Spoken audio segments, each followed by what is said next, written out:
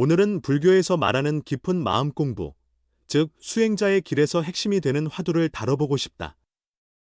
원래 이 주제는 역사도 길고 여러 갈래로 전개되어서 아주 방대한 내용을 담고 있지만 가능한 한 편안하게 들으실 수 있도록 풀어보겠다. 혹시 마음의 평안이나 지혜를 찾고 싶은 분들, 혹은 불교 문화에 관심이 있는 분들에게 작은 도움이 되길 바라는 마음이다. 먼저 불교에서 말하는 선이라는 것이 어떤 의미인지 살펴보고 싶다. 흔히 선이라고 하면 머리를 빡빡 깎은 스님들이 깊은 산사에서 가부좌를 틀고 앉아 묵묵히 명상을 하는 장면을 떠올리기 쉽다. 실제로 그런 모습도 중요하고 전통적으로도 선은 조용한 명상, 내면 집중과 많이 연결되어 왔다. 하지만 단지 그 모습만을 떠올리면 선이 가진 훨씬 더 깊은 의미와 넓은 활용 가능성을 놓치기 쉽다. 불교 경전을 보면 마음이 맑아지는 한 생각만으로도 세속의 온갖 번뇌와 괴로움을 넘어설 수 있다라는 가르침이 자주 나온다. 그만큼 마음의 작용에 대한 통찰이 핵심이다. 그리고 하나의 대상에 온전히 집중하는 바로 그 자리의 진리가 드러난다는 말도 있다.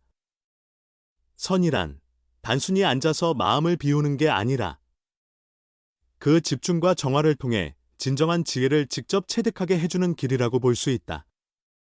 이러한 선은 인도에서 전래된 요가 전통이나 브라만교의 사상적 토대 위에서 발화했다.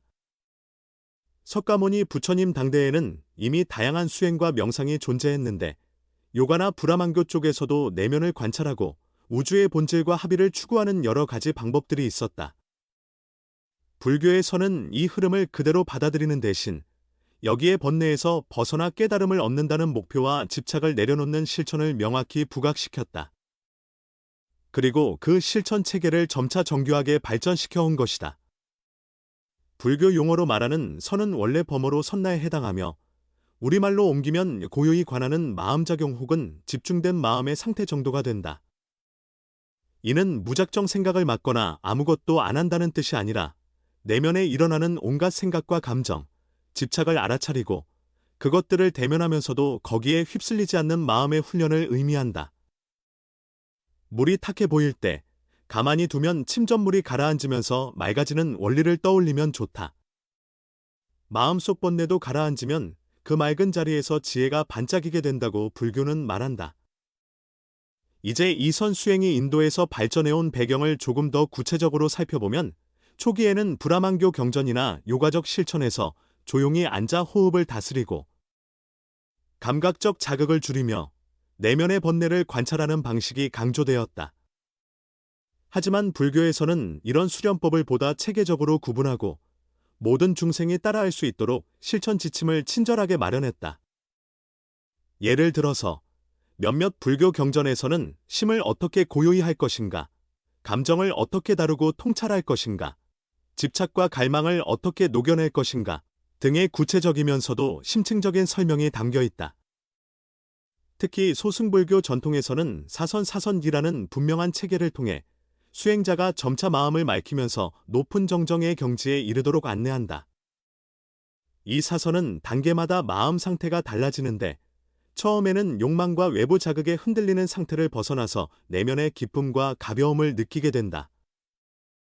그 다음엔 개념적 분석이나 언어적 사고조차도 줄이고 더욱 깊이 침잠에 들어가면서 잔잔한 안정감에 머문다. 그러다 점차 기쁨마저도 초월해서 그 어떤 감정적인 집착도 남지 않은 고요함에 이르게 된다는 식으로 설명한다. 이 과정을 좀 더 풀어서 말씀드리면 가장 처음 수행을 시작하면 우리의 마음은 온갖 잡념과 욕망의 물결에 시달린다. 소위 말하는 초선이란 그 물결이 조금씩 잦아들면서 내면에 기쁨이 생겨나는 단계다. 이를테면 뭔가 새롭게 깨닫고 나서 이렇게 하면 욕망에 휘둘리지 않고도 마음에 즐거움이 있을 수 있구나 하고 체감하는 순간이 온다. 이때 느끼는 기쁨은 세속적인 감각 만족과는 결이 다른 말 그대로 마음이 한결 편안해진 느낌에 가깝다. 조금 더 깊어지면 그 기쁨마저도 더 미세해져서 내면의 고요가 짙어진다. 생각이나 분석은 전보다 줄어들고 이것은 좋다, 이것은 싫다 하고 분별하던 습관에서 어느 정도 자유로워진다. 이것이 흔히 이선 단계다. 그런데 여기에서 끝나지 않는다. 그 즐거움조차 하나의 느낌으로 인식되면서 이것마저도 내가 붙들면 또 집착이 되겠구나 하고 자각하게 된다. 그러면서 점차 그 집착도 놓아버릴 수 있게 된다. 결과적으로 3선을 지나 4선에 이르면 더 이상 좋다, 나쁘다, 기쁘다, 슬프다 같은 이분법이 마음을 휘젓지 못한다. 일종의 온전한 평정 상태, 즉 지극히 고요하고도 맑은 마음이 유지된다. 물론 이게 완벽한 깨달음 그 자체를 의미하는 건 아니다. 다만 마음의 불순물이 많이 가라앉은 상태를 오랜 훈련 끝에 체득하게 됨으로써 번뇌가 작용할 수 있는 통로가 극히 좁아진다. 그리고 이 마음 작용을 토대로 지혜가 맑고 예리하게 빛날 수 있는 바탕이 마련된다고 소승불교는 말한다. 이렇듯 소승불교의 사선체계는 단계적 수행법으로서 큰 의의를 가진다.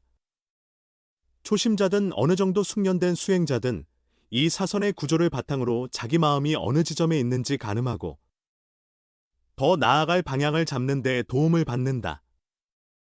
그래서 사선이 불교 초기부터 지금까지도 중요한 고전적 방법론으로 자리해온 것이다. 그러나 불교는 거기서 멈추지 않았다. 시간이 흐르면서 불교가 여러 지역으로 전파되고 사람들의 인식과 생활 방식이 달라짐에 따라 수행법도 달라지고 사유의 폭도 확장되었다. 그 중에서도 대승불교는 소승불교와는 또 다른 시각을 제시하면서 선을 더욱 폭넓게 해석하고 실제 삶 속에서 활용하는 다양한 방법을 발전시켰다. 대승불교는 한 개인의 해탈만을 목적으로 삼지 않고 모든 중생을 이롭게 한다는 큰 자비심을 내세운다. 그래서 선도 단지 내가 조용히 앉아 마음의 고요를 체득하는 데 머무르지 않는다. 물론 그 출발점은 내면을 맑히고 집중을 높여서 지혜를 얻는 것이지만 더 나아가 그 지혜를 바탕으로 다른 이들에게도 이익을 주자는 큰 포부가 담겨 있다. 이를 위해 대승불교 전통에서는 여러 가지 유연하고 폭넓은 선 수행 방식을 제시했다.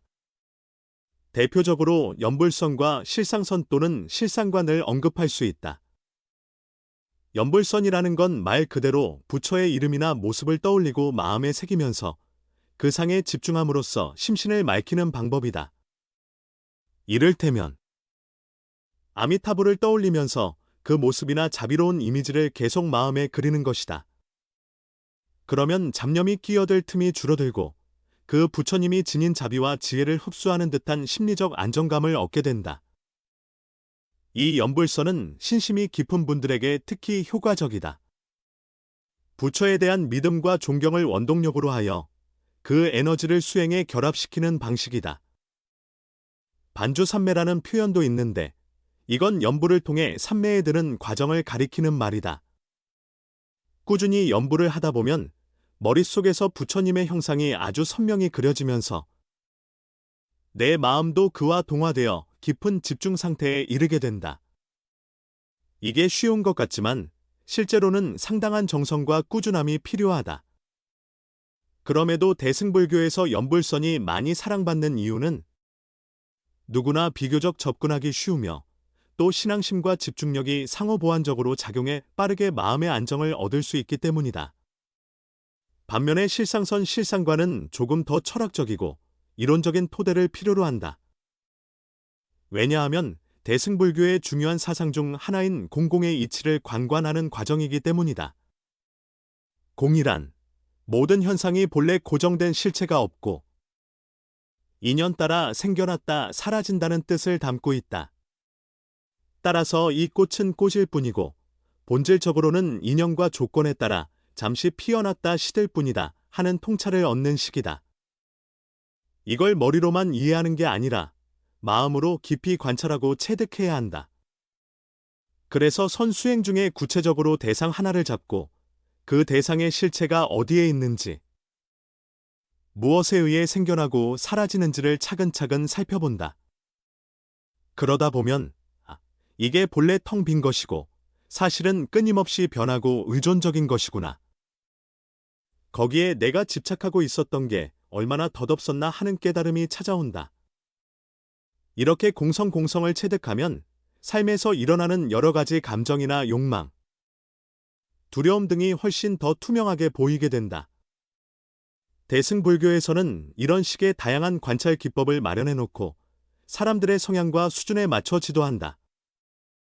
예를 들어, 욕망이 강한 사람은 불정관 몸의 불결함을 관찰하는 법을 먼저 익히라고 한다든지, 자꾸 분노가 치밀어 오르는 사람에겐 자비관, 남에게 연민을 느끼도록 관찰하는 법을 권한다든지 하는 식이다. 결국 목표는 다르지 않다. 모두가 마음의 번뇌를 줄이고 궁극적으로는 해탈과 자비를 동시에 실현하도록 돕는 데 있다. 대승불교가 이처럼 유연한 접근을 발전시킨 이유는 세상이 다양하고 중생의 근기가 다르다는 점을 적극적으로 수용했기 때문이다. 어떤 사람은 앉아서 호흡을 관찰하는 전통적인 정자선이 맞을 수도 있지만 또 다른 사람은 염불이 훨씬 마음에 잘 와닿을 수 있다. 혹은 이론적인 사색을 통해 공의 이치를 통찰하는 것이 더 효과적인 경우도 있다. 대승불교는 그 어떤 방식이든 결국은 자비심과 지혜가 함께 자라나고 중생을 이롭게 한다면 다 선선의 길이라고 본다. 그러다 중국으로 불교가 전래되었을 때 이런 다양한 선수행법이 현지의 사상과 결합하면서 거대한 변화를 일으켰다. 그 중에서도 가장 독창적으로 발전한 것이 바로 선종이다. 선종은 수행자가 이론이나 언어에 지나치게 머물지 않고 직접 마음의 본성을 보고 문득 깨달음을 얻는 도노도노의 전통을 중시한다. 이른바 교회별전, 불립문자라는 말이 유명하다. 말이나 글로는 진짜 깨달음을 온전히 전할 수 없으니 수행자가 자기 마음을 스스로 직관적으로 들여다보고 그 본래의 맑은 자리를 확인해야 한다는 것이다. 물론 이것이 이론이나 경전을 무시한다는 뜻은 아니다. 다만 너무 언어에만 집착해서 진짜 수행의 체험을 놓치는 걸 경계한 것이다. 선종에서는 때로 스승이 제자를 가르칠 때 말로 길게 설명하기보다는 기발한 행동이나 엉뚱한 질문을 던져서 제자의 고정된 사고를 깨뜨리도록 유도한다. 그래서 달을 가리키는 손가락에 집착하지 말고 달 그 자체를 보라는 식의 비유가 자주 등장한다. 이런 선종의 전통은 중국만의 독특한 도가사상, 유교, 민간신앙 등과 섞이면서 일상생활의 모든 순간이 깨달음의 장이 될 수 있다는 관점을 확립했다. 예컨대 스님이 나무를 패고 물을 깃는 아주 평범한 노동을 하면서도 그 속에서 무심무심의 경지를 체득한다든지, 밥을 푸고 걸레질을 하는 동안에도 마음이 깨끗이 드러나도록 수련할 수 있다는 이야기들이 전해진다. 결국 선종이 지향하는 바는 바로 지금, 여기에서 내 마음을 살피고 모든 분별을 놓고 저 깊은 곳에서 이미 완전한 자리를 확인하라는 것이다. 그 자리를 불성이라고도 하고 자성이라고도 부른다. 중요한 건 그 자성은 어느 특별한 순간이나 장소에만 있는 게 아니라 누구나 본래부터 가지고 있다는 통찰이다. 이렇게 선이 역사적으로 발전해온 과정을 살펴보면 초기에는 다소 엄격하게 구조화된 방법예, 사선이 중시되었고 그 뒤 대승불교 시기에 들어서면서 다양한 방식의 관광과 실천법이 생겨났다.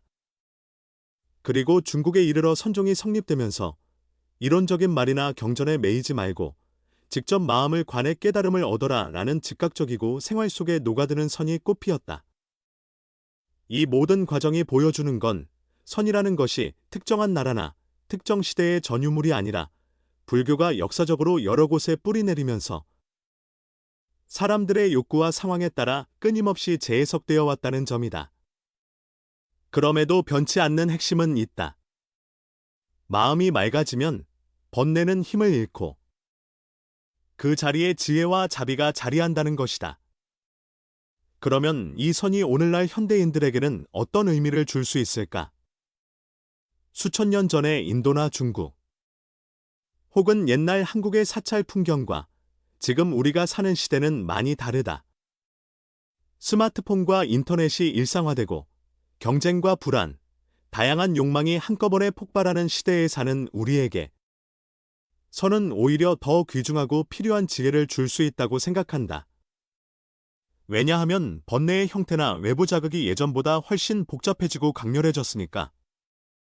그만큼 내면을 바로잡는 일이 시급해진 것이다. 예를 들어, 잠깐만 방심해도 스마트폰 알림이나 소셜미디어가 나를 끌고 다닌다. 이때 내가 무엇을 느끼는지, 어디에 휩쓸리고 있는지 알아차리지 못하면 끊임없이 불안과 욕망에 시달리게 된다. 선 수행의 핵심인 마음 챙김이나 내면 관찰은 이런 과도한 자극의 시대에서도 잠깐 멈춰서 스스로를 들여다보는 힘을 길러준다. 집안에서 가만히 앉아 호흡에 집중해보거나 혹은 길을 걸으면서도 주변 소리를 한번 또렷이 들어보는 식으로 자신이 느끼는 감정과 생각을 있는 그대로 바라보는 연습을 하면 어떨까? 처음에는 잡념이 많고 또 그 잡념을 없애려는 의도가 생기면서 스트레스를 받을 수도 있다. 하지만 조금씩 익숙해지면 지금 내 마음이 이렇게 움직이고 있구나 하고 그때그때 알아차릴 수 있게 된다. 그 알아차림의 순간부터 우리는 이미 마음의 물결에 마구 휘둘리지 않는 첫발을 내디딘 셈이 된다. 물론 보다 정통적인 사선 수행을 해도 좋고 연불선으로 부처님을 떠올리며 마음을 고요히 가져가는 법을 익혀도 좋다. 또는 대승의 실상관 방식을 빌려 만물이 서로 의존하고 텅 빈 이치를 관찰해 볼 수도 있다. 어느 길을 택하든 핵심은 마음을 들여다보고 거기에 끌려가는 대신 통찰하고 전환할 수 있는 힘을 기르는 데 있다고 본다. 선은 우리에게 이렇게 말하는 듯하다. 속지 말고 깨어 있으라. 번뇌가 생길 수는 있지만 그 번뇌가 전부라고 착각하지 말라. 너의 본래 마음은 맑고 지혜로 충만하며 자비로운 가능성을 지니고 있다. 이런 메시지는 종교를 떠나 인간의 근본적인 문제에 대한 해답을 제시한다고 볼 수도 있다. 누구나 살아가면서 괴로움과 고민이 생긴다. 이럴 때 선은 단지 문제를 회피하거나 모르겠다 하고 덮는 게 아니라 정면으로 바라볼 수 있는 용기를 준다. 그리고 그 과정을 통해 번뇌의 실체를 조금씩 벗겨내면서 자유롭고 평화로운 상태를 체험할 수 있게 해준다. 불교의 역사 속에서 선이 끊임없이 변주되면서도 결코 사라지지 않은 이유도 바로 이 강력한 치유와 통찰의 효과 때문일 것이다. 종교적 신앙이 없더라도 많은 현대 심리치료 기법이 명상적 요소를 도입하는 모습을 보자. 그건 이미 많은 사람들이 마음의 움직임을 관찰하고 받아들이는 과정이 정신적 안정과 성장에 유익하다는 걸 체감하고 있다는 증거라고 할 수 있다. 그러니 꼭 절에 들어가서 삭발까지 해야만 선을 배울 수 있는 건 아니다. 집에서도, 직장에서도, 걸어 다니는 길 위에서도 내 마음이 어떤 상태인지 궁금해하고 잠깐 멈추어 지켜보는 실천을 해볼 수 있다. 물론 전통적인 사찰 수행이나 전문적인 스승의 지도가 큰 도움을 주기도 한다. 하지만 결국 그 모든 지도나 방편도 스스로 마음을 볼 수 있도록 돕는 역할이지 대신 깨달음을 선물해 줄 수는 없다. 그래서 선종에서 불립문자라고 외치는 것이다. 문자를 세워서 설명할 수 없는 건 그 궁극의 깨달음이나 마음의 본성은 각자가 스스로 체득해야 하기 때문이다. 말과 글은 그 체득을 돕는 안내자에 불과하다. 그렇다고 해서 말을 전부 부정하는 건 아니지만 늘 그 너머에 있는 직접적인 체험을 놓쳐선 안 된다는 뜻이다.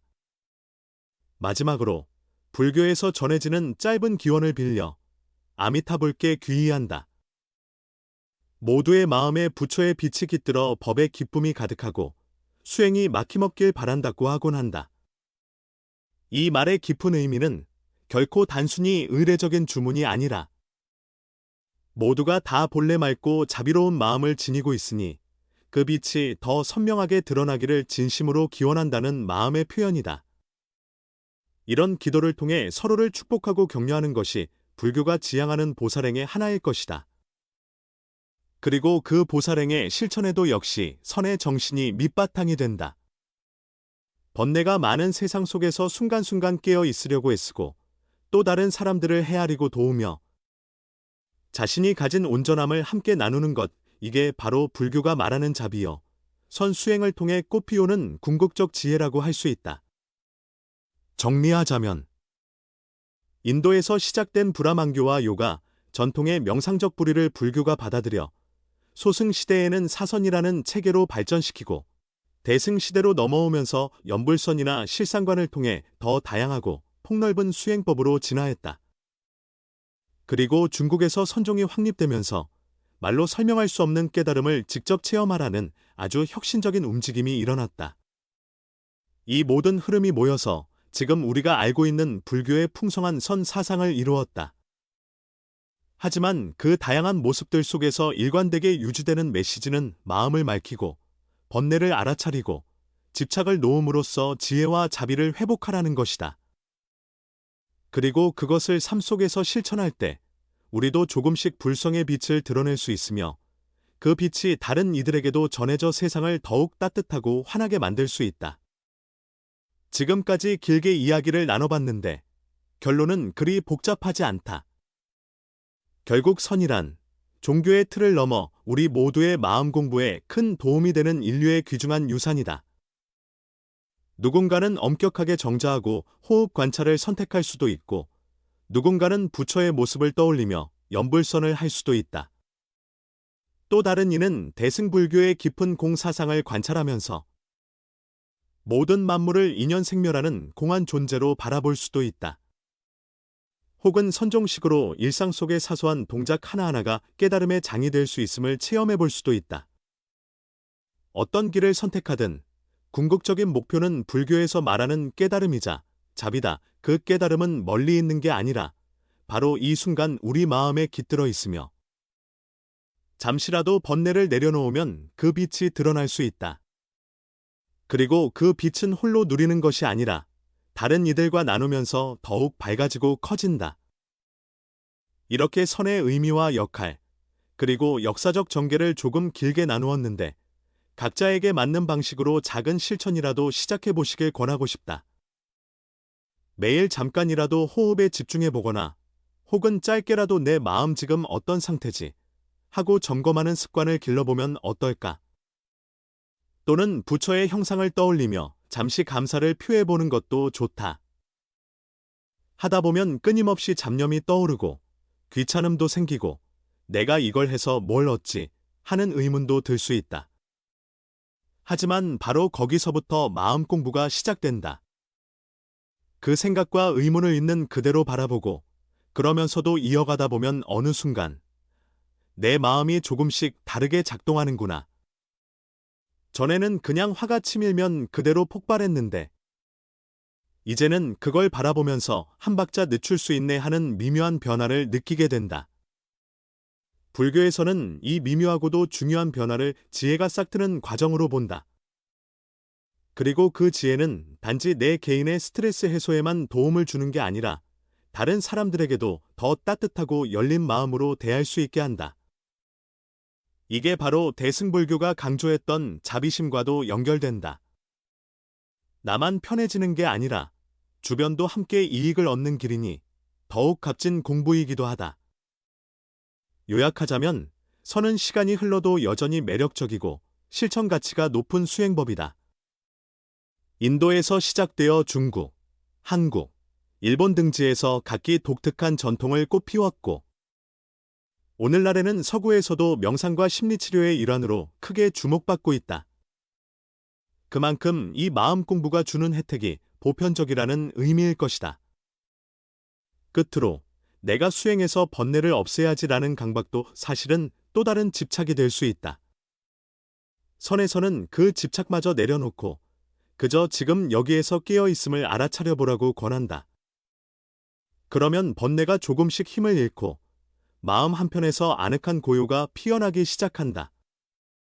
그 고요가 깊어질수록 우리는 더 분명하게 세상과 나 자신을 바라볼 수 있고 더 따뜻하게 다른 이를 품을 수 있다.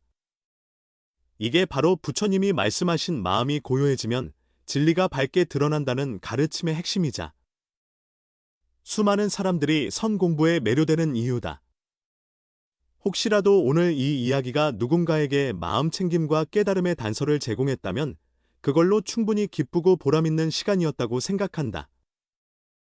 아미타불께 귀의한다는 말이 수천 년을 이어온 이유도 모두가 부처의 빛을 품고 있다는 믿음이 있기 때문일 것이다. 그 믿음을 바탕으로 각자에게 맞는 선의 길을 걸으면서 마음을 닫고 결국에는 자기 자신도 주변도 더 행복하게 만들 수 있다면 그게 불교가 인류에게 제시하는 큰 축복이자 희망이 아닐까? 모두들 마음의 평안을 되찾고 그 맑은 마음으로 세상을 더욱 빛나게 하시길 바란다. 언제든 마음이 흔들리고 답답할 때 잠깐 앉아서 호흡을 느껴보거나 번뇌를 있는 그대로 바라보면서 이것도 언젠가 지나가는 구름 같은 거야 하고 살짝 미소 지어보는 건 어떨까? 그런 작은 실천이 우리의 마음을 한 단계 더 자유롭게 하고 또 어쩌면 그 자유로움이 주변 사람들에게까지 퍼져나갈 수도 있지 않을까 생각한다. 그러니 멀리서 찾을 필요 없이 바로 지금 이 순간부터 선의 문을 두드려보면 어떨까?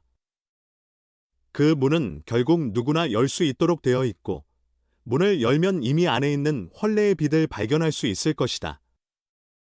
모두가 그 빛을 찾아가는 길에서 서로 힘을 주고받으며 평온하고 따뜻한 삶을 만들어가기를 진심으로 바란다.